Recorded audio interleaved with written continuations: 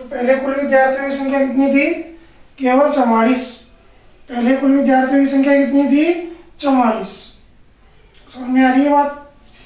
दोबारा देखिए, इन दोनों के डिफरेंस से इसको गुणा कर देंगे, इन दोनों के डिफरेंस से इसको गुणा कर देंगे, उससे इन दोनों का अंतर क्या होगा? बराबर आ जाएगा। 1 से 3 को गुणा करेंगे वही आने वाले हैं, 2 से करेंगे 5 को, 5 दूनी 10, 6 दूनी 12 और 8 दूनी 16। अब संख्या 1 से 10 हो गई तो 9 बढ़ गए, 3 से 12 हो गई तो भी 9 बढ़ गए, और 7 से 16 हो गई तो भी 9 बढ़ गए। सवाल कहता है 9 नहीं बढ़े, कितने बढ़े हैं? 36। तो 9 का मान 36 है। तो आरंभ में विद्यार्थी कितने थे? ये पहले के तो भाई, ये वाले पहले के, तो 7 और 3 10 और 1 11। तो 11 का मान कितना जाएगा? 44। अभी आप मान लो इसमें ऑप्शन दिए हुए होते हैं,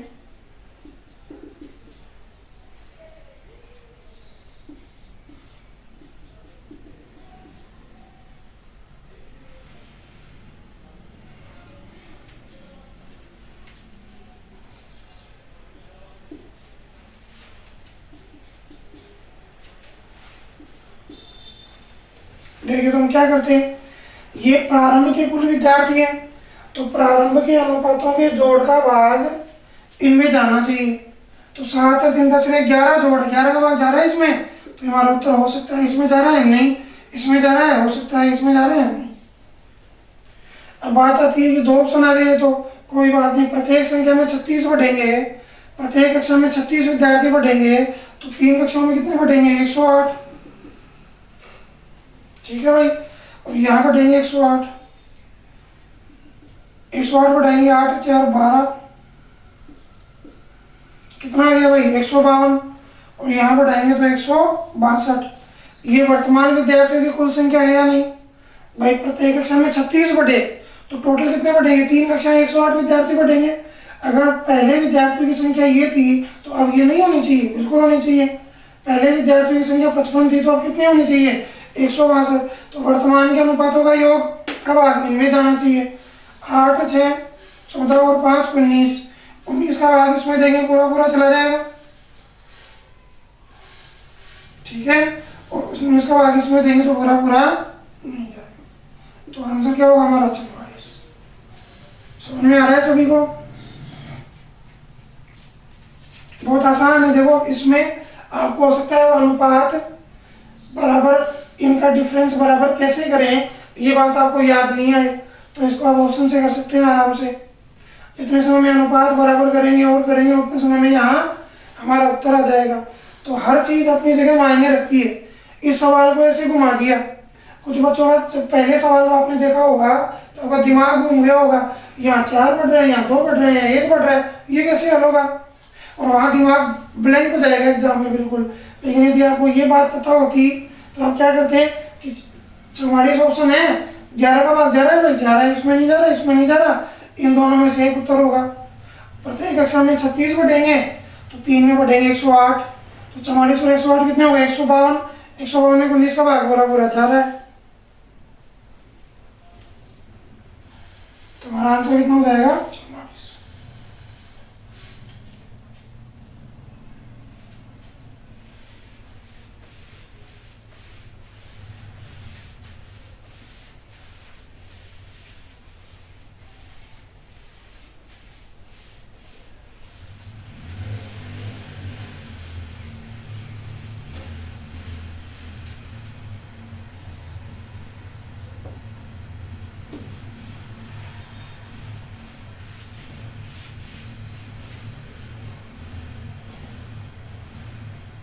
क्वेश्चन नंबर 34 देखिए भाई।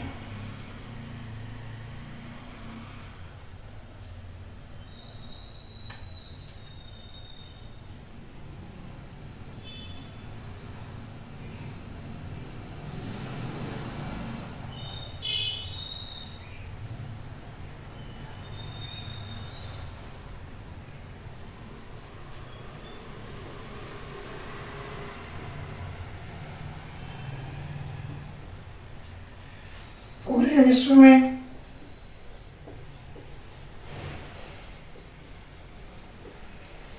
भूमि और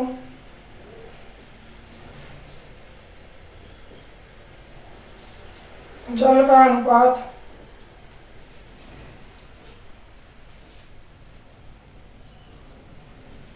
1:2 है।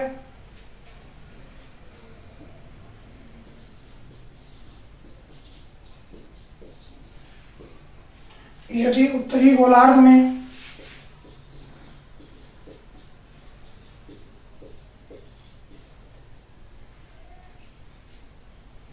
यह अनुपात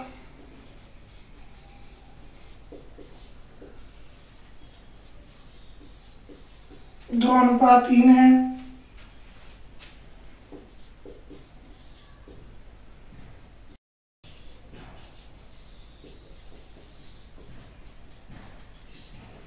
तो दक्षिणी गोलार्ध में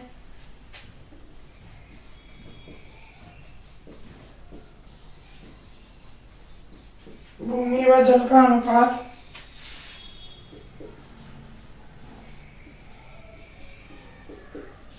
क्या होगा? जो विद्यार्थी कॉम्पिटिटिव एग्जाम्स की तैयारी करते हैं उनको पता होगा ये सवाल आया हुआ है एसएससी में।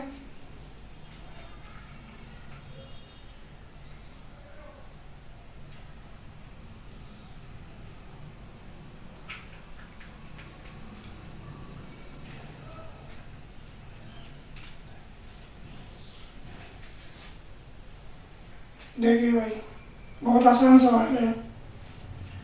पहले आप एक बात पर ध्यान दें, ये हमारी पृथ्वी है, ठीक है, ये है उत्तरी गोलार्ध और ये है दक्षिणी गोलार्ध। जितना भाग उत्तरी गोलार्ध में है उतना ही भाग दक्षिणी गोलार्ध में भी है।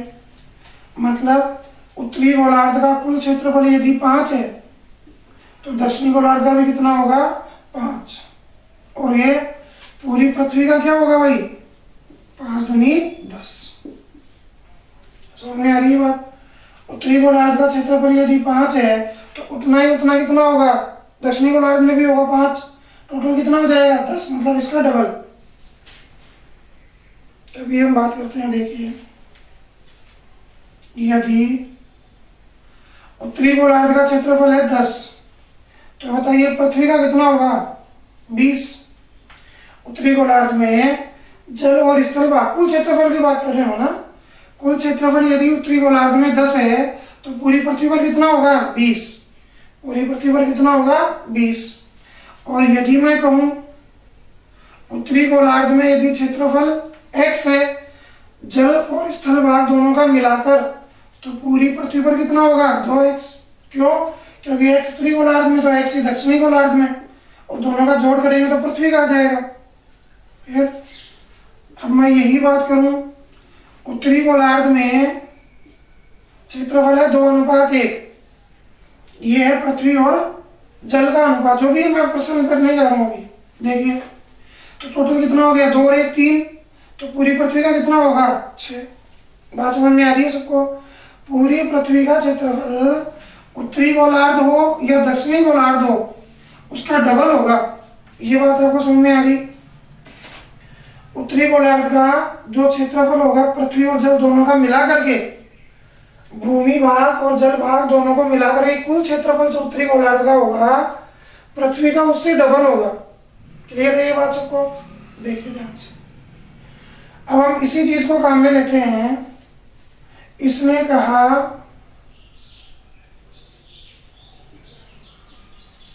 पूरी पृथ्वी पर, विश्व का दो, पृथ्वी का दो, एक ही तो बात है भाई। एग्जाम में क्या होता है कि प्रश्न इंग्लिश में जनरली आते हैं, इंग्लिश से हिंदी ट्रांसलेशन होती है, इसलिए कुछ लोग इसको विश्व लिख देते हैं, कुछ पृथ्वी लिख देते हैं।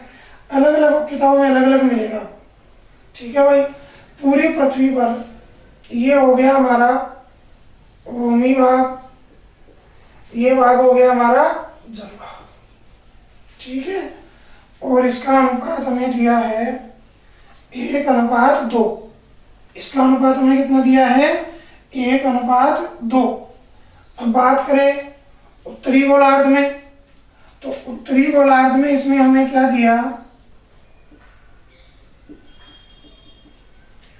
उत्तरी गोलार्ध में यही अनुपात 2:3 है। समझ में आ रही है बात? अब आप ध्यान से देखें, उत्तरी गोलार्ध का कुल क्षेत्रफल कितना है? 3 और 2 5, उत्तरी गोलार्ध का कुल क्षेत्रफल कितना है? 3 और 2 5, और पूरी पृथ्वी का 2 और 1 3, जबकि पृथ्वी का क्षेत्रफल कुल तो उत्तरी गोलार्ध का डबल होना चाहिए, जबकि यहाँ तो 3 और 2 5 है, तो 5 से भी कम है। ये पॉसिबल है क्या? उत्तरी गोलार्ध में कुल क्षेत्रफल 5 हो और पूरी पृथ्वी पर 3 ही हो? ये चीज पॉसिबल नहीं है। तो हमें क्या करना है भाई, हमें पृथ्वी वाला जो कुल क्षेत्रफल है भूमि और जल का मिलाकर इसका डबल करना है, इतना ही सवाल है बस। इसका डबल कैसे करें भाई साहब? तो देखिए ध्यान से, पहले करेंगे इन दोनों का योग बराबर करेंगे। तो इन दोनों का योग कितना है? 3, इसको 3 से गुणा कर देंगे। इन दोनों का योग कितना है? 3 और 2 5, इसको 5 से गुणा कर देंगे। तो योग बराबर हो जाएगा। कैसे बराबर हो जाएगा? दोनों भागों का जोड़ेंगे, 2 और 1 3, 3 5 15, और 3 और 2 5 दिया 15, टोटल बराबर हो गया। हमें पृथ्वी का और उत्तरी गोलार्ध का बराबर नहीं करना, हमें तो पृथ्वी का डबल करना है। तो इसको 2 से गुणा और कर देंगे भाई। अब क्या होगा? 10 से गुणा 5 दूनी 10 हो गया ना भाई। 10 से गुणा करेंगे 1 को तो 10 आएगा। ये कौन सा भाग है? भूमि भाग। और 5 दूनी 10, 10 को 2 से करेंगे तो ये 20 आ जाएगा। देखो 5 से गुणा करने पर तो बराबर हो गया था, हमें पृथ्वी का डबल करना था, इसलिए इसको 2 से गुणा और कर दिया। तो ये 5 दूनी 10 बन गया। 10 को 1 से करेंगे 10, 10 को 2 से करेंगे 20, 3 दूनी 6 और 3 दिया। अब बताइए मुझे, पूरी पृथ्वी पर 2 ही तो गोलार्ध होते हैं, एक उत्तरी गोलार्ध और एक दक्षिणी गोलार्ध। दक्षिणी गोलार्ध का हमें अनुपात पूछा है। अब ये बताओ, पूरी पृथ्वी पर भूमि भाग 10 है और 10 में से 6 भाग उत्तरी गोलार्ध में है। ऐसे मान लो कि पूरी पृथ्वी पर जो भूमि का भाग है वो 10 किलोमीटर का एरिया है, 10 किलोमीटर स्क्वायर का एरिया है। तो 10 किलोमीटर उत्तरी गोलार्ध में है, सॉरी पूरी पृथ्वी पर 10 किलोमीटर है, उत्तरी गोलार्ध में 6 है, तो दक्षिणी गोलार्ध में कितना होगा भाई? 4। पूरी पृथ्वी पर भूमि भाग है 10 किलोमीटर, जिसमें से उत्तरी गोलार्ध में 6 है, तो 10 में 6 है तो 4 किसमें बचेगा? दक्षिणी गोलार्ध में। पूरी पृथ्वी पर पानी है 20 लीटर, ये पृथ्वी है पूरी, ये पूरी पृथ्वी का है, 20 लीटर पानी है, जिसमें से उत्तरी गोलार्ध में 9 लीटर पानी है। तो दक्षिणी गोलार्ध में कितना बचेगा? तो ये हमारा आंसर हो गया। दक्षिणी गोलार्ध में भूमि और जल का अनुपात 4:11 होगा। दक्षिणी गोलार्ध में भूमि और जल का अनुपात क्या होगा? 4:11। एक बार थोड़ा दोबारा देखिए।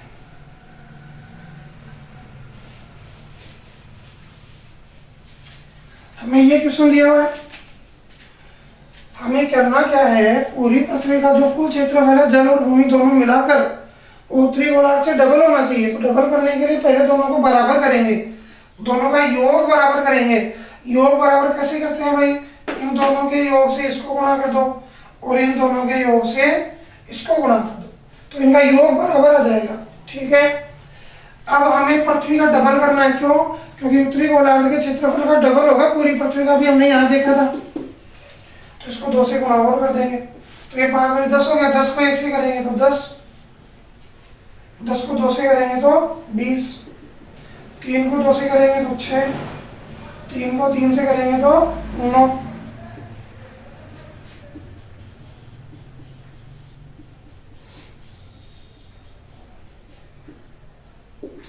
तो भैया इनका योग करके देख लो, ये कितना है? 20 और 10 30, पूरी पृथ्वी का क्षेत्रफल है 30, और 9 और 6 उत्तरी गोलार्ध का कितना है? 15। तो बोलो उसमें डबल है या नहीं? हो गया ना डबल। अब पूरी पृथ्वी पर 10 किलोमीटर भूमि है, उसमें से 6 किलोमीटर किसमें? उत्तरी गोलार्ध में, तो 4 किलोमीटर किसमें बचेगी? दक्षिणी गोलार्ध में। पूरी पृथ्वी पर 20 लीटर पानी है, जिसमें से 9 लीटर पानी उत्तरी गोलार्ध में है, तो बचा हुआ 11 लीटर कहाँ है? दक्षिणी गोलार्ध में। बहुत आसान है, 4:11 हमारा उत्तर।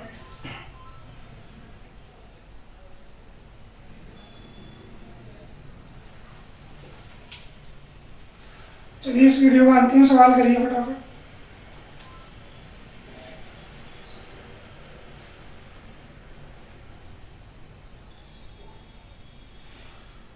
पूरी पृथ्वी पर भूमि और जल का अनुपात 2:3 है। यदि उत्तरी गोलार्ध में यह अनुपात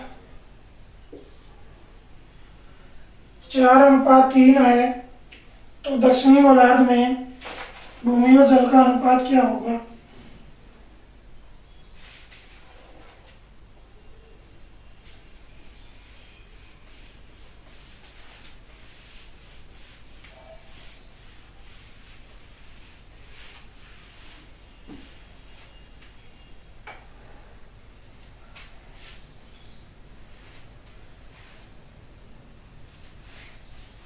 देखिए, पूरी पृथ्वी पर 2:3, उत्तरी गोलार्ध में है 4:3।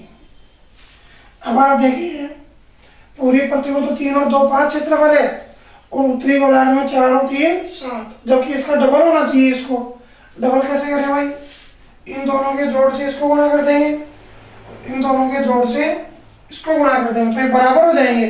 4 और 3 7 से गुणा करेंगे इसको, 3 और 2 5 से गुणा करेंगे इसको, तो दोनों का मान बराबर हो जाएगा। योग से गुणा कर देंगे तो योग बराबर हो जाएगा, जबकि हमें योग पूरी पृथ्वी का करना है डबल, तो जाएगा 7 दूनी 14।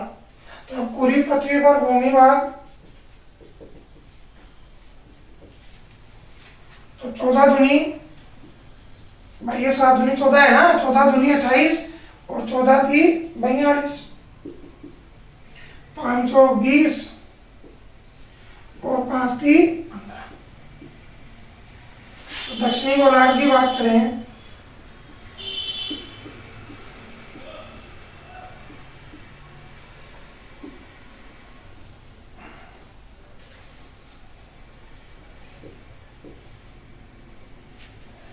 तो आंसर होगा 8:27। उम्मीद आप सभी को अच्छा लग रहा होगा पढ़ के। मैं रिपीट कर रहा हूँ, हमेशा अपना रजिस्टर, अपना नोटबुक साथ रखें और इसे नोट करते रहें, और आपको निश्चित रूप से एग्जाम में सफलता मिलेगी। आप इस पर थोड़ी सी नजर रखा करो। ऑप्शन ऐसी चीज है जिस पर नजर होनी चाहिए, क्योंकि कुछ सवाल ऐसे होते हैं जो एग्जाम में हमें केवल ऑप्शन से देखने को मिल जाते हैं। चलो कल वापस मिलते हैं कुछ बहुत बढ़िया बढ़िया सवालों के साथ। राम राम।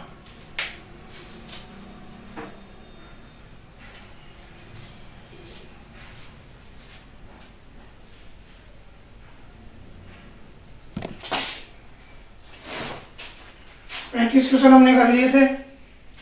प्रश्न संख्या 36।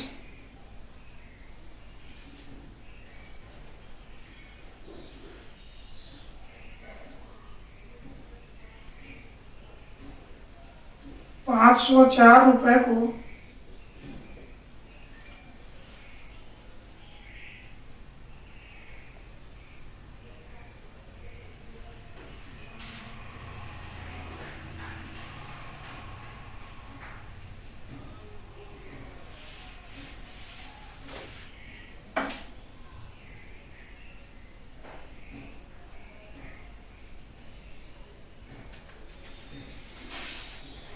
मैं हरीश शर्मा इसी क्लासेस नीम थाना की ओर से आपका स्वागत करता हूं। आज हम आगे क्लास स्टार्ट करते हैं। 35 क्वेश्चन हम कर चुके हैं। अगला हमारा क्वेश्चन है 36 नंबर। लिखिए, एक विद्यालय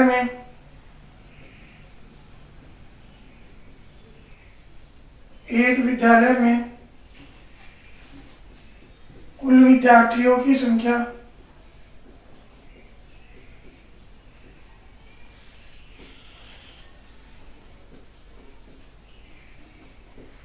विद्यालय में कुल विद्यार्थियों की संख्या 504 है।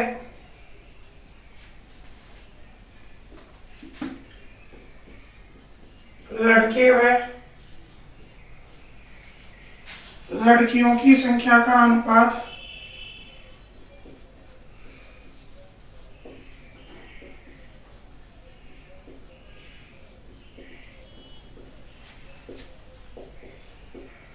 लड़के व लड़कियों की संख्या का अनुपात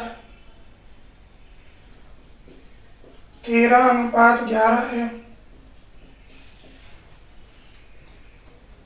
यदि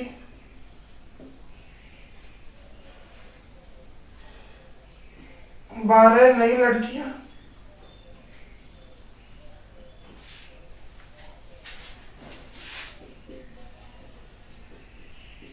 विद्यालय में प्रवेश लें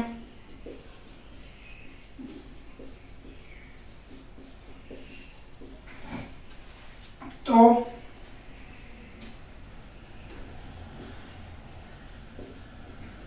लड़के व लड़कियों की संख्या का अनुपात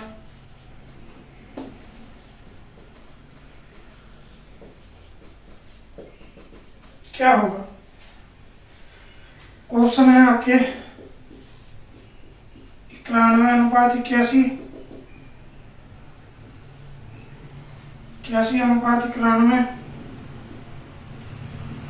9:10, 10:9। करिए फटाफट।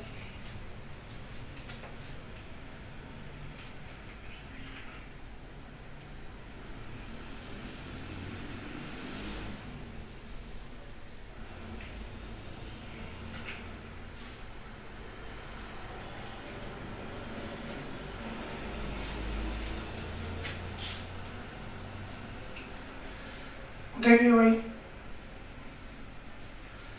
हम क्या कर सकते हैं? हम ये कर सकते हैं, यहाँ पर विद्यालय में कुल विद्यार्थियों की संख्या दी है 504, जिसमें लड़के और लड़कियों की संख्या का अनुपात कितना है? 13:11। तो हमें यहाँ क्या दिया है? योग दिया है। लड़के और लड़कियों की संख्या का अनुपातों में योग कितना है भाई? 24, और वास्तविकता में योग कितना है? 504। तो हम क्या बोलेंगे? 24 के बराबर है 504। 13 और 11 लड़के और लड़कियों की संख्या जोड़े हैं तो अनुपात में आती है 24, लेकिन वास्तविकता में संख्या कितनी है? 504। 24 का मान 504 आ गया। तो हम यहाँ से एक इकाई का मान निकाल लेते हैं। एक इकाई का मान क्या होगा? 24 दूनी 48, 2 बचा 24 एकम 24। एक इकाई का मान कितना होगा? 21। एक इकाई का मान कितना होगा? 21। अब 21 को 13 से गुणा करेंगे तो लड़कों की संख्या आ जाएगी, और 11 से गुणा करेंगे तो लड़कियों की संख्या आ जाएगी, और उसमें 12 नई लड़कियां जोड़ के नया अनुपात बना देंगे। दोबारा देखिए, लड़कियों और लड़कियों की संख्या का अनुपात है 13:11। 504 में क्या दिया है? दोनों का योग, तो अनुपातिक योग निकाल लेंगे। कितना आ गया? 24, जो वास्तविक योग 504 के बराबर है। तो एक इकाई का मान कितना हो गया? 21। तो 13 इकाई का मान किससे गुणा कर देंगे? 13 एकम 13 असल की 1, 13 दूनी 26 और 1 27। तो लड़के कितने थे? लड़के थे 273, और 21 से इसको गुणा करेंगे तो यह आएगा 1 2 1 3 231। अब इसने कहा यदि 12 नई लड़कियां विद्यालय में प्रवेश लें, देखो लड़कों की संख्या में कोई परिवर्तन नहीं हो रहा है, केवल लड़कियों की संख्या बढ़ रही है। तो लड़कियों की संख्या कितनी हो जाएगी? 12 और जोड़ देंगे भाई, क्योंकि लड़कियां और आ गई 12। तो 2 और 1 3, 3 और 1 4 और ये 2, तो लड़कियां हो गई 243, और लड़के हैं 273, और लड़कियां हैं 243। अब इनको काटते हैं भाई, तो ये 3 से कटे हैं, 3 नाम 27, 3 एकम 3, 3 अंटे 24, 3 एकम 3। तो हमारा आंसर कितना आ गया? 91:81। लड़के और लड़कियों की संख्या का अनुपात 13:11। इनका योग करेंगे 24 आएगा अनुपातिक योग, जो वास्तव में 504 के बराबर। तो एक इकाई का मान 21 आ गया। तो 13 इकाई का मान 273 और 11 इकाई का मान 231। 12 लड़कियां और आ गई, तो 12 लड़कियां जोड़ दी, लड़के नहीं बढ़े, लड़कियां बढ़ी हैं केवल। तो 243 आ गया, इनको काटा तो आंसर आ गया 91:81। समझ में आ रही है बात सभी को? देखो अभी सवाल को हम थोड़ा जल्दी कैसे कर सकते हैं, ये देखिए। आपको पता है कुल विद्यार्थी कितने हैं? कुल विद्यार्थी हैं 504। कुल विद्यार्थी कितने हैं 500, 12 लड़कियां और आ जाएंगी तो कुल विद्यार्थी कितने हो जाएंगे भाई 516, 4 और 2 6, 1 और ये 5, कुल विद्यार्थी हो गए 516। अब 516 या तो 9:10 में बटा हुआ है या 81:91 में बटा हुआ है। इसका मतलब ये हुआ कि इन दोनों के जोड़ का 1 1 2 8 2 16 17 172 का इसमें भाग जाना चाहिए और 10 और 9 19, 19 का भाग जाना चाहिए। ये भी 10 और 9 है, ये भी 10 और 9 है, ये भी 91 81 है। तो इन दोनों में से पहले देखते हैं भाग किसका जा रहा है। तो 17 3 51 और 2 3 6, 172 का भाग जा रहा है या पूरा पूरा। इसका मतलब ये भी उत्तर हो सकता है और ये भी उत्तर हो सकता है, लेकिन 19 का भाग नहीं जा रहा। 19 दूनी 38 बचे 13, 136 में भाग नहीं जाता, मतलब ये भी गलत है और ये भी गलत है। या तो आंसर ये होगा या तो आंसर ये होगा। अब बात ये समझ में नहीं आ रही कि इन दोनों में से एक तो होगा, लेकिन होगा कितना, क्या 91:81 होगा या 81:91 होगा। तो ये बात तो आपको समझ में आ गई कि इन दोनों में से एक आंसर होगा। अब इस बात को हम चेक करते हैं, कैसे पता चले कि इन दोनों में से कौन सा आंसर है। देखिए ध्यान से, लड़के और लड़कियों की संख्या का अनुपात हमें कितना दिया है भाई 13:11। कितना दिया है भाई 13:11। अब यहां आप देखें एक इकाई का मान कितना आया भाई 21। एक इकाई का मान कितना आया था, यहाँ इतना लिखा था हमने, वो उसमें लिखने की जरूरत भी नहीं है, हम सीधा बोल सकते हैं 13 और 11 24। 24 में 504 में 24 का भाग देंगे तो 21 आ जाएगा। एक इकाई का मान 21 आ गया। बात समझ में आ रही है। इस बात का मतलब क्या हुआ, इस बात का मतलब ये हुआ कि यदि 21 लड़कियां और आएंगी, एक इकाई का मान 21 लड़कियां आ रही है 12, यदि 21 लड़कियां और आएंगी तो मान 1 बढ़ जाएगा। 21 लड़कियां नहीं आएंगी तो लड़कियों की संख्या में 1 इकाई बढ़ जाएगी, जबकि यहाँ लड़कियां आ कितनी रही है भाई 12 ही आ रही है। इसका मतलब यहाँ पर 1 से भी कम बढ़ेगा। यहाँ 11 में जो 1 बढ़ेगा, दोबारा समझिए, एक इकाई का मान 21 आ गया। इसका मतलब क्या है कि जब 21 लड़कियां और आएंगी तो यहाँ पर 1 बढ़ जाएगा, या 21 लड़के भी आएंगे तो भी 1 बढ़ जाएगा। बात समझ में आ रही है सभी को। 21 लड़के या लड़कियों पर अनुपात में 1 की वृद्धि होगी।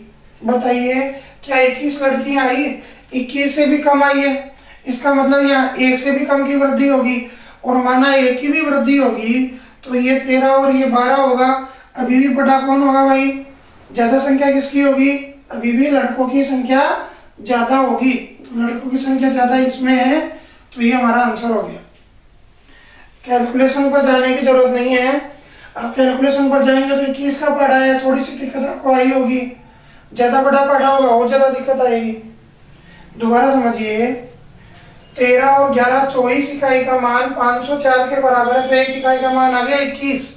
अब इस बात का मतलब ये है कि यदि 21 लड़के पढ़ते हैं तो यहाँ अनुपात में 1 की वृद्धि हो जाएगी, और 21 लड़कियां पढ़ती हैं तो भी 1 की वृद्धि हो जाएगी।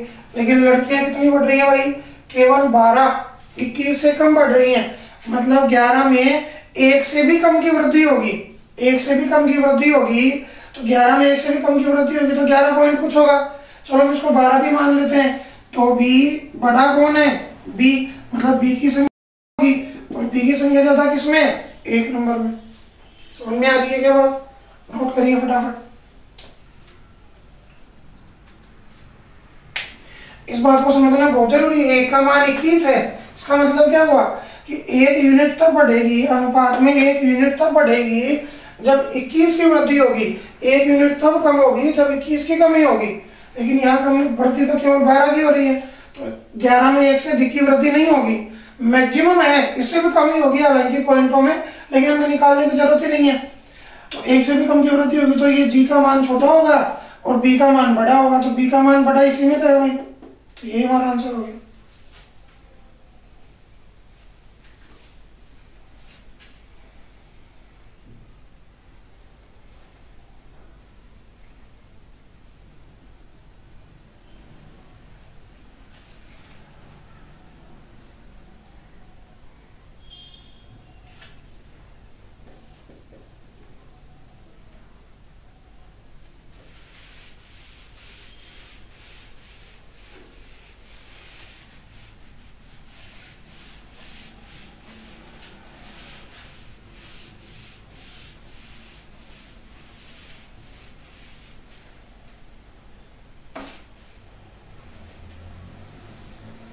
एक परीक्षा में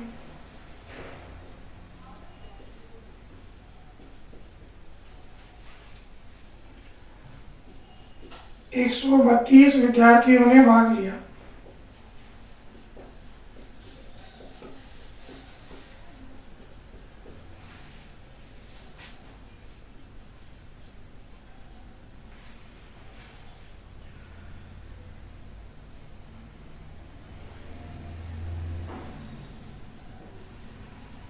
उत्तीर्ण व अनुत्तीर्ण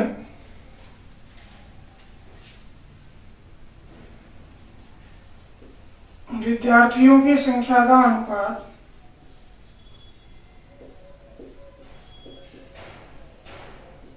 उत्तीर्ण व अनुत्तीर्ण विद्यार्थियों की संख्या का अनुपात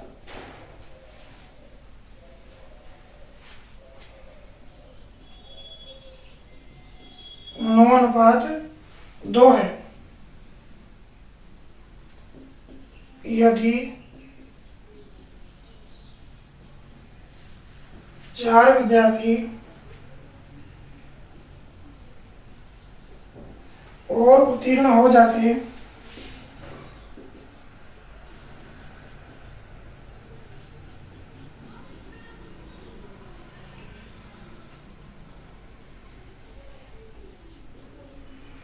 तो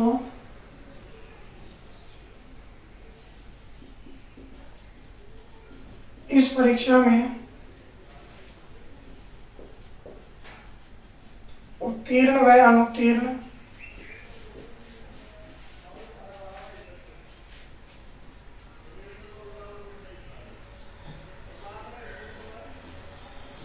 विद्यार्थियों की संख्या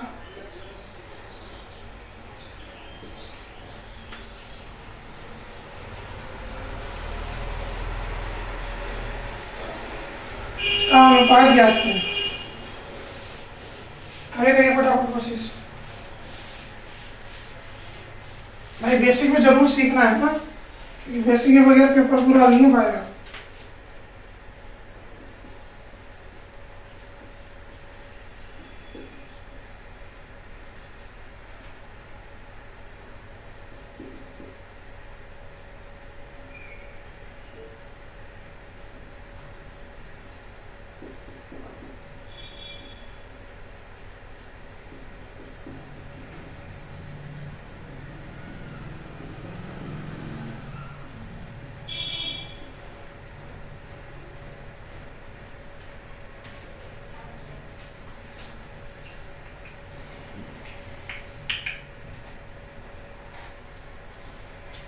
पहले हम इसको तरीके से करते हैं। ये है उत्तीर्ण विद्यार्थी और ये है अनुत्तीर्ण, जिनका अनुपात कितना है 9:2। ठीक है, जिनका अनुपात कितना है 9:2। तो योग कितना होगा, क्योंकि हमें क्या दिया है, कुल विद्यार्थी दिए हुए 132, तो इनका योग ही करेंगे, कुल ही निकालेंगे। कुल विद्यार्थी हो गए 11। सवाल कहता है 11 नहीं 132 है, एक इकाई का मान क्या होगा 12। 11 का भाग दें, 11 एकम 11, 2 बचेगा, 11 दूनी 22। एक इकाई का मान 12 है, तो 9 इकाई का मान 12 9 में 108 और 12 दूनी 24। अब हमें सवाल कह रहा है इस परीक्षा में यदि 4 विद्यार्थी और उत्तीर्ण हो जाते, 4 और उत्तीर्ण हो जाते तो उत्तीर्ण कितने होते 112, लेकिन 4 उत्तीर्ण और हो जाते तो अनुत्तीर्ण कितने बचते भाई 20 ही तो बचते। अगर 4 उत्तीर्ण और हो जाते तो अनुत्तीर्ण कितने बचते 20 बचते भाई। अब ये मत बोल जाना कि इसमें 12 इसमें 4 जोड़ दिया, इसमें घटाया नहीं, घटाना पड़ेगा। क्यों, क्योंकि 4 उत्तीर्ण और होंगे तो इन्हीं विद्यार्थियों में से तो होंगे, तो जब 4 उत्तीर्ण और हो जाएंगे तो अनुत्तीर्ण 4 कम हो जाएंगे। अगर उत्तीर्ण 4 ज्यादा हो जाएंगे तो स्कूल में विद्यालय में बच्चे तो उतने ही है भाई, तो 24 में 4 कम हो जाएंगे हम उत्तीर्ण होंगे तो। इसको 4 से काटेंगे, 4 दूनी 8, 4 8 32 और 4 पंजू 20। तो यहाँ ये समझ ध्यान देने वाली बात थी कि यदि यहाँ 4 की वृद्धि होती है, उत्तीर्ण 4 बढ़ेंगे। अगर उत्तीर्ण विद्यार्थियों की संख्या में 4 की वृद्धि होगी तो अनुत्तीर्ण में 4 की कमी हो जाएगी। आप सोचो आपके स्कूल में मान लो 20 विद्यार्थी हैं कक्षा में, 10 पास हो गए, 10 फेल हो गए, 5 और पास हो जाते तो 15 पास होते, तो फेल तो 5 ही होते क्योंकि टोटल तो 20 ही है। तो आंसर क्या होगा भाई? 28:5। समझ में आ रही है सभी को बात? अब आप यहाँ गौर से एक चीज देखें, ये क्या है भाई? कुल विद्यार्थी। ये क्या है? कुल विद्यार्थी। कुल विद्यार्थियों की संख्या में 9 और 2 11 का भाग बच जाएगा, सवाल में दिया हो तो जाएगा ही भाई। अब 4 विद्यार्थी और उत्तीर्ण हो रहे हैं, इसका मतलब है total number of students, total विद्यार्थी तो अभी भी उतने के उतने ही है, क्योंकि 4 पास और हो गए तो फेल भी तो 4 कम हो जाएंगे। समझ में आ रही है बात? मतलब अभी भी कुल विद्यार्थी कितने हैं भाई? 132। अभी भी कुल विद्यार्थी कितने हैं? 132। अब आप मुझे बताओ 132 में इन दोनों के योग का भाग जाना चाहिए, क्योंकि ये है उत्तीर्ण विद्यार्थी और ये है अनुत्तीर्ण विद्यार्थी। इन दोनों के अंकों का जोड़ का भाग इसमें जाना चाहिए भाई। 14 और 3 17 बिल्कुल नहीं जाएगा भाग। 14 और 5 19 नहीं जाता है भाग। ये भी गलत, ये भी गलत। 28 और 3 31 का भाग भी नहीं जाता भाई। ये भी गलत। 28 और 5 33, 33 का भाग देंगे तो जाएगा। कैसे पता चल रहा है? देखो 11 का भाग देकर देख लो, 9 तो 11 का जा रहा था तो 11 का तो जा ही रहा है। अब ये 11 3 33 ही तो है, 3 का भाग और चला जाना चाहिए। तो 3 और 2 5 और 1 6 अंकों का जोड़ यदि 6 है तो उसमें 3 का भाग जाएगा नहीं जाएगा? इसका मतलब निश्चित रूप से 33 का भाग उसमें जाएगा। और हमारे पास एक ही ऐसा ऑप्शन है जिनके अनुपातों के जोड़ का भाग 132 में जा रहा है, इसके अलावा कोई नहीं है। तो यदि आप केवल इधर भी ध्यान देते तो हमें ये हल करने की जरूरत नहीं पड़ती। मैं रिपीट कर रहा हूँ, सारे प्रश्न ऐसे हल हो पाएंगे ये बात जरूरी नहीं है, ठीक है ना? तो आपको बेसिक तरीका जरूर आना चाहिए। आपने देखा इसका भी भाग जा रहा है, इसका भी भाग जा रहा है, क्या करोगे भाई? अब तो सवाल को हल ही करना पड़ेगा। बात समझ में आ रही है सभी को? अगला सवाल लिखिए।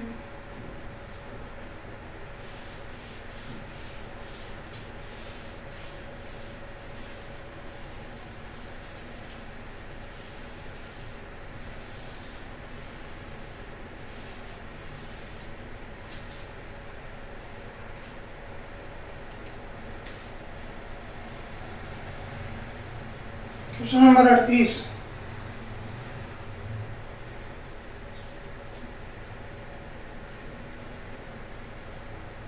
एक विद्यालय में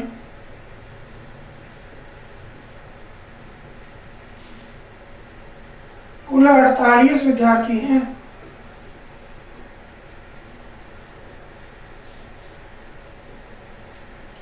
सरकारी स्कूल होगा भाई तथा लड़के व लड़कियों की संख्या का अनुपात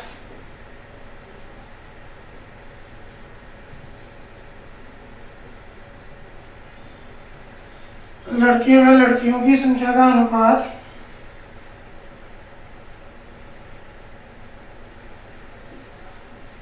5:3 है। लड़कियों की संख्या में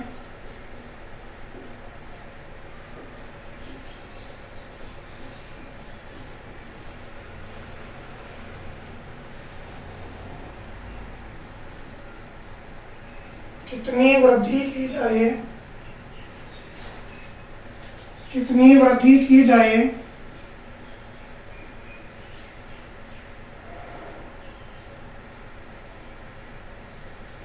कि लड़के व लड़कियों की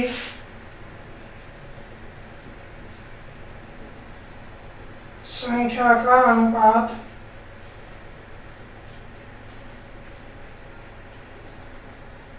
6:5 हो जाए। फटाफट करिए, आसान सवाल है भाई बिल्कुल।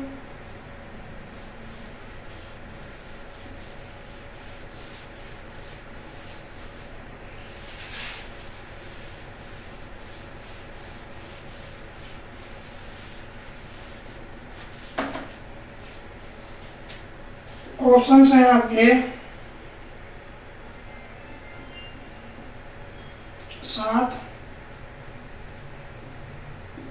6, 12, 17।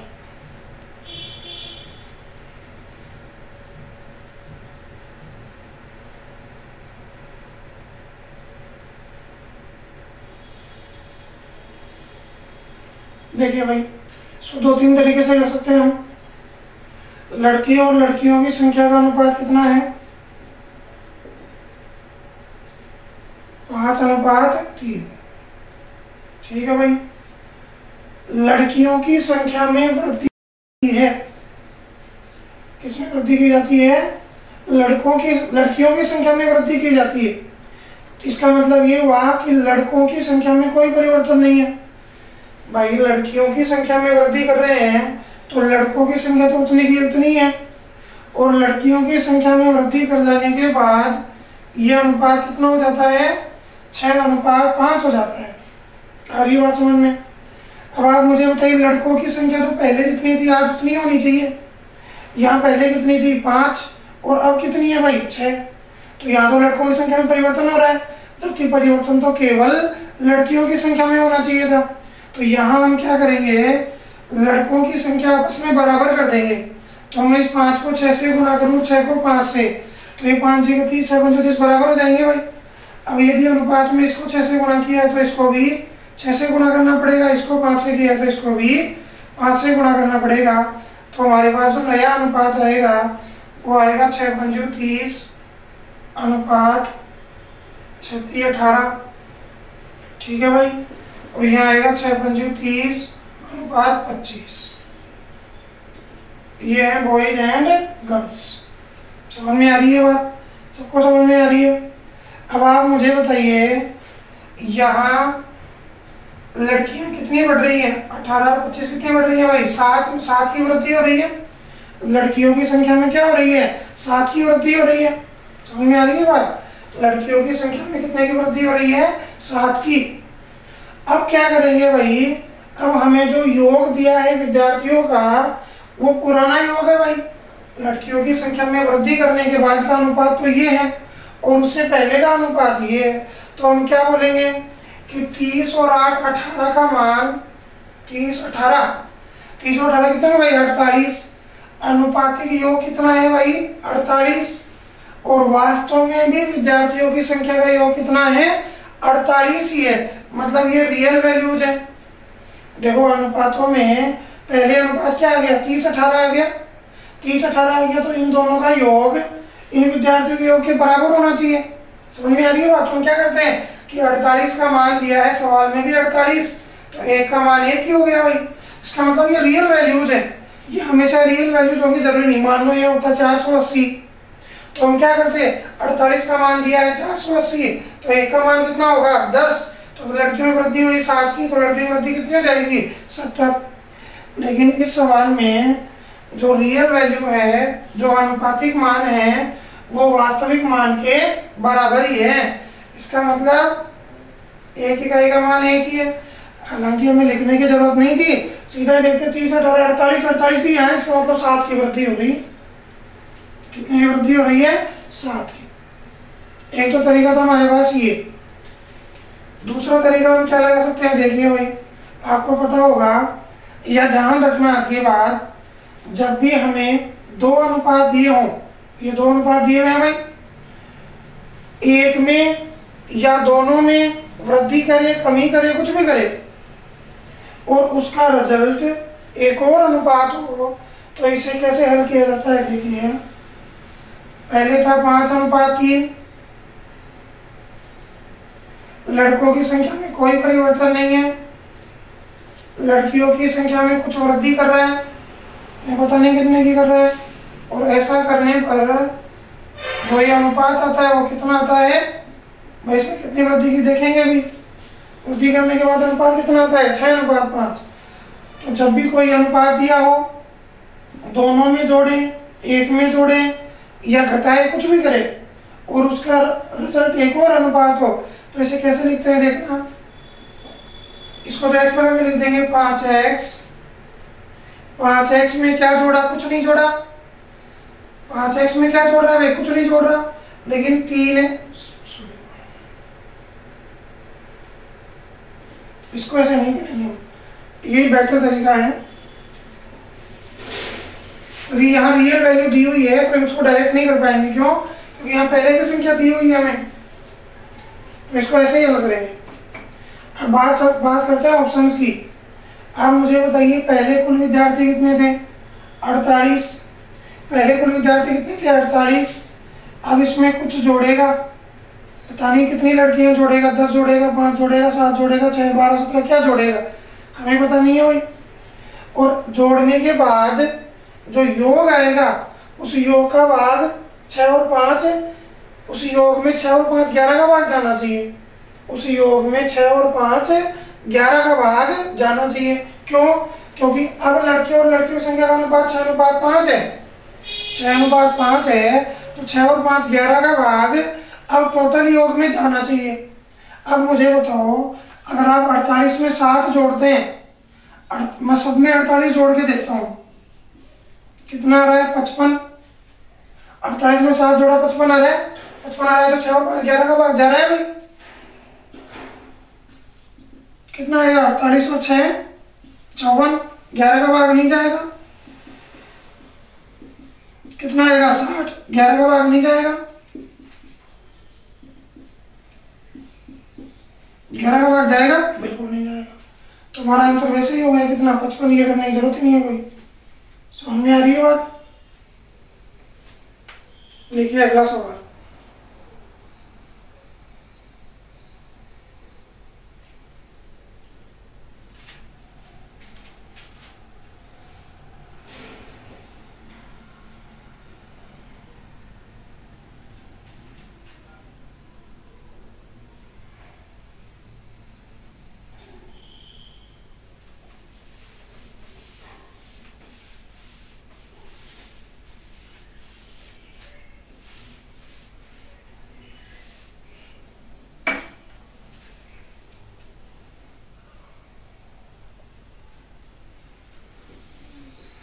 संख्या का अनुपात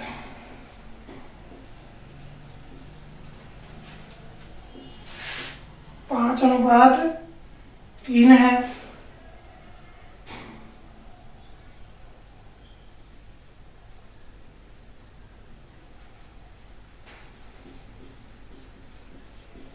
इसमें से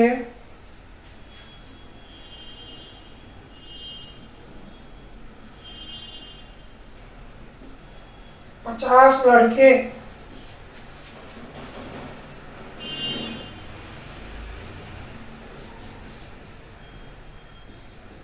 विद्यालय छोड़ दें तथा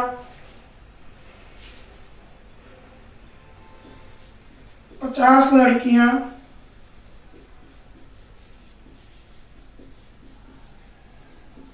विद्यालय में और प्रवेश लें।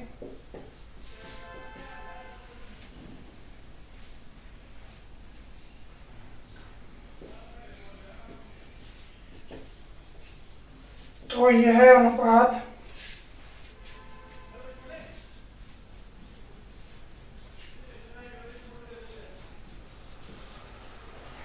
9:7 हो जाता है।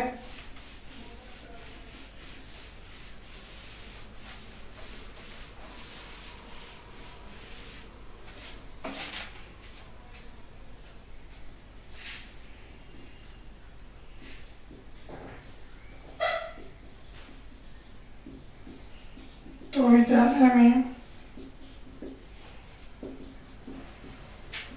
लड़कों की संख्या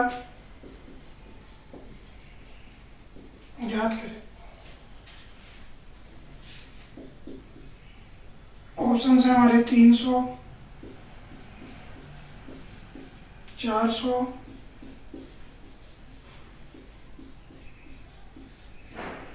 500 और 600। फटाफट करें भाई।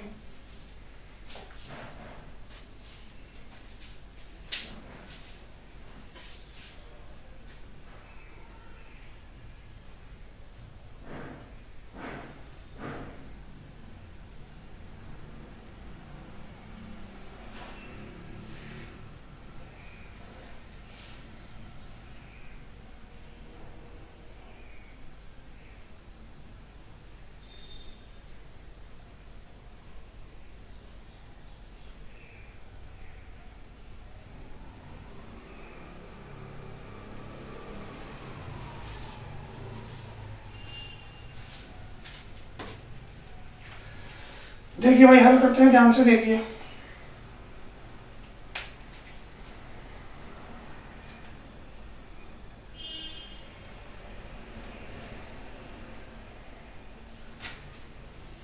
सॉरी भाई, सवाल में थोड़ी मिस्टेक हो गई। ये पिछला सवाल रह गया थोड़ा सा बीच में। यहाँ लिख लो, एक विद्यालय में लड़के व लड़कियों की संख्या का अनुपात। ये सवाल भाई थोड़ा सा मिस्टेक हो गया सवाल में। 48 पिछले सवाल का लिखा हुआ रह गया ना। इसको लिख लो, एक विद्यालय में लड़के व लड़कियों की संख्या का अनुपात 5:3 है। इसमें से 50 लड़के विद्यालय छोड़ दें और 50 लड़कियां विद्यालय में और प्रवेश लें तो यह अनुपात 9:7 हो जाता है। तो विद्यालय में लड़कों की संख्या ज्ञात करें। ध्यान रखना है, पुरानी संख्या ज्ञात करनी है। पहले कितनी थी, अब कितनी है। जब ये पूछेगा तो वो लिखेगा कि वर्तमान संख्या बताइए या विद्यालय में लड़कों की नई संख्या बताइए। तो केवल संख्या पूछे यदि, तो ये पुरानी संख्या पूछ रहा है, नई संख्या नहीं पूछ रहा है। देखो हल करते हैं भाई। देखिए, जब भी आपको कोई अनुपात दिया हो, किसी में कुछ जोड़ने को और किसी में कुछ घटाने को कहे और उसका रिजल्ट भी एक और अनुपात हो। कोई अनुपात दिया है, किसी एक में या दोनों में जोड़ दें या घटाने को कहे, दोनों में जोड़े दोनों में घटाए कोई फर्क नहीं पड़ता, और रिजल्ट भी उसका कोई अनुपात हो, तो इसे क्या कैसे हल करते हैं भाई। इसमें x मान लेते हैं। मान लिए भाई, अब 5x में से 50 घटाएंगे तो 9 आएगा। 5x में से 50 घटाएंगे तो कितना आएगा, 9। और 3x में 50 जोड़ेंगे तो 3x में 50 जोड़ेंगे तो कितना आएगा, 7। दोबारा देखिए, जब भी हमें कोई अनुपात दिया है, संख्या अनुपात क्या है भाई, लड़के लड़कियों संख्या अनुपात 5:3। दोनों में जोड़ने को कहे, दोनों में घटाने को कहे, एक में जोड़ने एक में घटाने को कहे, एक में कुछ भी परिवर्तन नहीं करे, केवल एक में जोड़े और उसका परिणाम भी एक अनुपात हो, तो हम उसे इस तरीके से हल करते हैं। 5x में 50 गया तो 9 बचेगा, 3x में 50 जोड़ेंगे तो 7 बचेगा। आ रही है बात समझ में। देखिए करते हैं, 7×5 35x माइनस 7×5 35 350। 9 थी, ये वजन गुणा करते हैं भाई ऐसे, इनको इससे और इसको इनसे। 9 थी 27x और प्लस में 9×5 45 मतलब 450। समझ में आ रही है बात। अब 27x को इधर लाएंगे तो माइनस का हो जाएगा। अब 35 में 27 घटाएंगे तो कितना बचेगा भाई, 8x। 35 में 27 घटाएंगे कितना बचेगा भाई, 8x बचेगा। और ये 350 उधर जाएगा तो प्लस का हो जाएगा। 8x का मान 800 आ गया तो x का मान कितना होगा भाई, 100। दोबारा देखिए, 7×5 35x 7 पंजू 35, 350, 3 9 27x और 5 9 45, मतलब 450। 27x में इधर लाएंगे, 35 में 27 गया तो कितना बचेगा 8x, और 350 उधर ले जाएंगे तो प्लस का हो जाएगा 450, और 350 कितने होंगे 800। 8x का मान 800, x का मान कितना आ गया 100 आ गया। अब इसने हमसे क्या पूछा था, आरंभ में लड़कों की संख्या जो कितनी थी भाई, टोटल तो 8x है लेकिन लड़कों की तो केवल 5x ही थी, तो 5x की वैल्यू पूछा है, x का मान कितना हमारे पास 100। तो आरंभ में लड़के कितने थे भाई 500, आरंभ में लड़के कितने थे 500। इसे पॉज करके नोट करिए, मैं आपको बढ़िया चीज बताता हूँ। देखो भाई,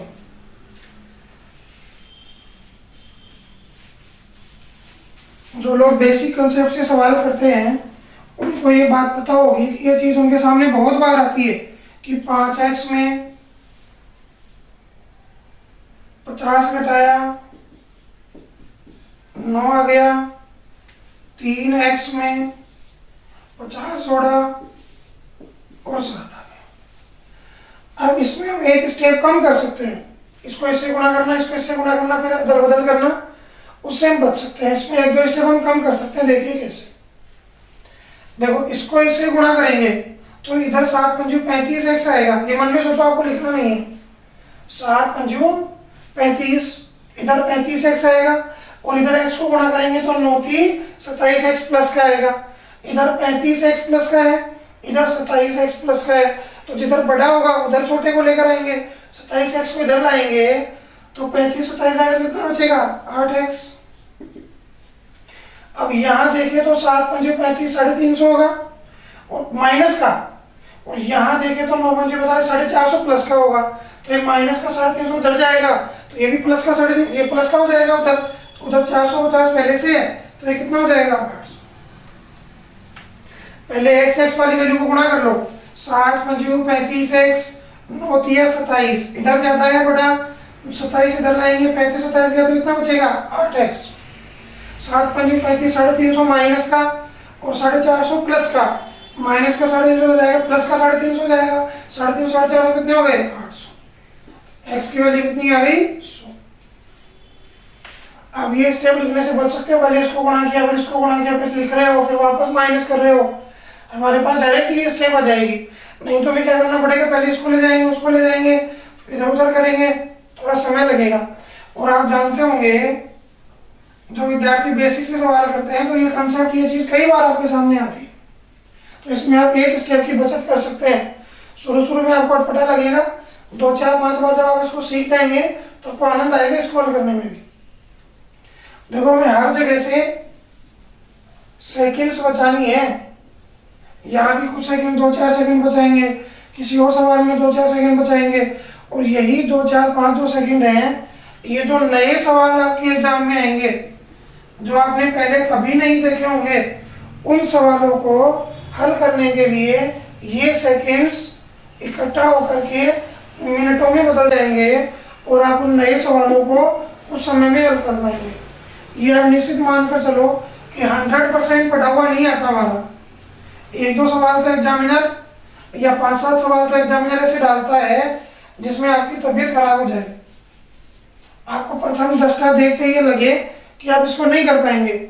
और एक चीज और है भाई, जब भी हम पेपर को हल करते हैं, कुछ बच्चों की आदत होती है, मुझसे कई विद्यार्थी पूछते हैं भाई सर आपने एग्जाम कैसे दिया। आप में से बहुत लोग जानते होंगे कि मैं लंबे समय से इंग्लिश पढ़ा रहा हूँ और अब कुछ 3-4 साल से मैं मैथ्स भी पढ़ा रहा हूँ। तो मेरे को पूछते हैं सर आप तो इंग्लिश बैकग्राउंड के स्टूडेंट थे, तो आपके मैथ्स में नंबर कैसे, आपका सिलेक्शन कैसे हुआ? 1 बार नहीं 2 बार नहीं 3-3 बार आपका सिलेक्शन हुआ, तो कैसे हुआ? देखो भाई, मैं क्या करता था, जैसे पहला सवाल है, ये पहला सवाल थोड़ा लेंथी है, मुझे लगता है इसको देखकर कि मैं इसको कर तो दूंगा लेकिन मुझे समय लगेगा, तो मैं क्या करता था, इसको गोला करके छोड़ देता था कि इसको अभी नहीं करेंगे। दूसरा सवाल देखा, देखते ही उत्तर आ गया, मैंने टिक लगा दिया। तीसरा किया, देखते ही उत्तर समझ में आ गया, मैंने टिक लगा दिया। चौथा सवाल मैंने किया, तो चौथा सवाल जब मैंने देखा तो मुझे लगा कि ये सवाल तो मैंने आज तक कभी पढ़ा ही नहीं है, और अब मैं करूंगा तो मुझे थोड़ा दिमाग लगाना पड़ेगा, तो मैंने इस पर भी गोला लगा के छोड़ दिया, अगले सवाल पे गया। अब ये एक स्ट्रेटेजी है पेपर करने की। हम लोग क्या करते हैं, पहला प्रश्न आया, पढ़ा हुआ है नहीं पढ़ा हुआ है, बड़ा है छोटा है, जो भी है इसी को करेंगे सबसे पहले। और यदि ये सवाल इस विषय का हो, रीजनिंग, तो हमारी इज्जत की बात हो जाती है कि इसको तो करेंगे ही, क्योंकि रीजनिंग ही नहीं आई तो आगे और क्या करेंगे। तो हम इज्जत पर बात लेकर के बैठ जाते हैं और हम इस सवाल को हल करने की कोशिश करते हैं। मत करो भाई, क्योंकि ये सवाल अगर आपने 2-3 मिनट लगा के कर भी दिया मान लो, तो आगे बहुत छोटे छोटे सवाल आपका इंतजार कर रहे थे। जो 2-3 मिनट आपने एक सवाल किया, उधर वो 2-3 मिनट में 5-7 सवाल हो जाते। लेकिन हम लोग अक्सर ये बेवकूफी कर देते हैं कि जो सवाल नहीं आ रहा है, कठिन है, बड़ा है, उसी में घुसे रहते हैं और आगे सरल सरल सवाल पड़े रह जाते हैं। तो ध्यान रखना, आपको स्किप करना आना चाहिए। अब आप सोच रहे होंगे कि एक टीचर होकर मैं बोल रहा हूँ सवाल छोड़ दो, तो भाई मैं टीचर हूँ, आप नहीं है, मैं आपको बता रहा हूँ आपको क्या करना है। और दूसरी बात, मैं भी एग्जाम में बैठूं तो सारे सही कर पाऊंगा ये जरूरी नहीं है, मुझे भी बहुत सारे सवाल पहली बार में स्किप करने होंगे। अच्छा, एक चीज और नोट करो आप, जैसे 100 क्वेश्चन का पेपर है आपका, और आपने शुरू में कठिन कठिन सवालों में समय लगा दिया, आपका आधा समय गुजर गया और आपके 30-35 क्वेश्चन हुए हैं। अब यहां से क्या होगा, आप डिमोरलाइज हो जाएंगे, आधा समय निकल गया, सवाल अभी 30-35 हुए हैं, आप अगला सवाल कर रहे होंगे, दिमाग में चल रहा होगा अभी तो पूरा पेपर पढ़ा है, तेरा पेपर टाइम पर पूरा होगा ही नहीं, देख लेना, दिमाग में ये बात चल रही है, तो वो सवाल भी गलत हो जाते हैं। और एक आप ऐसे सोचो कि आपने हालांकि स्किप कर करके सवाल किए हैं, लेकिन आपने आधे समय में 70% पेपर कर लिया मान लो, क्योंकि 60 से 70% पेपर हर एग्जाम का सरल ही होता है। आपने 70% पेपर कर लिया, तो बताइए आधे समय में आपने 70% पेपर कर लिया, तो आपका कॉन्फिडेंस कितना हाई होगा। और वो हाई कॉन्फिडेंस आपको बाकी के सवाल जो आपको नहीं आ रहे थे, कई बार आप देखते हैं कि रीजनिंग में श्रृंखला का कोई सवाल होता है, वो तुरंत नहीं आता, आप उसको छोड़ देते हैं, दोबारा आता है तो समझ में आ जाता है क्या था, या जैसे एग्जाम से बाहर निकल तैयारी आ रही है तो ये होगा, मुझे अब ध्यान आ रहा है। तो इसीलिए होता है क्योंकि वहां कॉन्फिडेंस नहीं होता। जब आप में कॉन्फिडेंस आ जाता है, उसके बाद आपको जो सवाल नहीं भी आ रहा था ना, वो भी आपको ऑप्शन बेस्ड तरीके से या किसी और तरीके से आपको लगेगा कि मैं ये भी सही कर सकता हूँ। और डरे नहीं भाई, एसएससी वगैरह जैसी एग्जाम है जिनमें 1/4 माइनस मार्किंग होती है, तो वहां तो सवालों को छोड़ना चाहिए भी नहीं। अगर आपको 2 में भी कंफ्यूजन है तो आप उसको टिक लगा दो, कोई बात नहीं, गलत भी हो जाए तो कोई बहुत बड़ा इशू नहीं। ऐसे आपने 10 सवाल किए, 5 गलत हो गए, 5 सही हो तो पॉजिटिव मार्किंग होगी। देखिए भाई, अभी सवाल को जल्दी कैसे करें, आप मुझे बताइए, इसमें आरंभिक विद्यार्थियों की संख्या पूछिए, आरंभिक लड़कों की संख्या, और लड़के कितने छोड़कर चले गए स्कूल को, 50 लड़के विद्यालय छोड़ के चले गए, ये आरंभिक संख्या है लड़कों की। तो 50 छोड़ के गए तो बचे कितने, 250। अब क्या 250 में 9 का भाग नहीं जाना चाहिए, क्योंकि अब लड़कों की संख्या 9 है तो लड़कियों की 7 है, तो 9 का भाग जाना चाहिए, इसमें नहीं जा रहा है तो गलत है। इसमें 50 कम करेंगे क्योंकि 50 लड़के चले गए ना भाई, 450 कम किया 350, क्या लड़कों की संख्या में अनुपातिक जो मान उसका भाग जा रहा है, यहाँ नहीं जा रहा। क्या 9 का भाग जा रहा है, जा रहा है, क्या 9 का भाग जा रहा है, बिल्कुल नहीं जा रहा, अभी नहीं करना था बिल्कुल भी, हम डायरेक्ट भी ठीक कर सकते थे। और ये चीज आप तब सीख पाएंगे जब आप सवालों पर मेहनत करेंगे। अब ये मत समझना आपने वीडियो देख लिया, अब आपको ये चीज आ गई, आपको किताब निकाल के, अलग अलग किताबें निकाल के उनसे इन प्रश्नों को बार बार करना पड़ेगा ताकि आपको इसकी आदत पड़े। और मैं एक बात और कहता हूँ, यदि आप लोग बार बार सवालों को करें, सोच समझ करके दिमाग लगाते हुए करें, तो मेरी बात ध्यान रखना, आप लोगों को वो चीज इनमें दिखने लग जाएंगी जो अभी तक आपने कभी पढ़ी नहीं है। आप ये ना समझे कि आपका दिमाग कमजोर, आपका दिमाग भी बहुत बढ़िया बढ़िया चीजें निकाल के ला सकता है। अगला अगला क्वेश्चन है क्वेश्चन नंबर 40।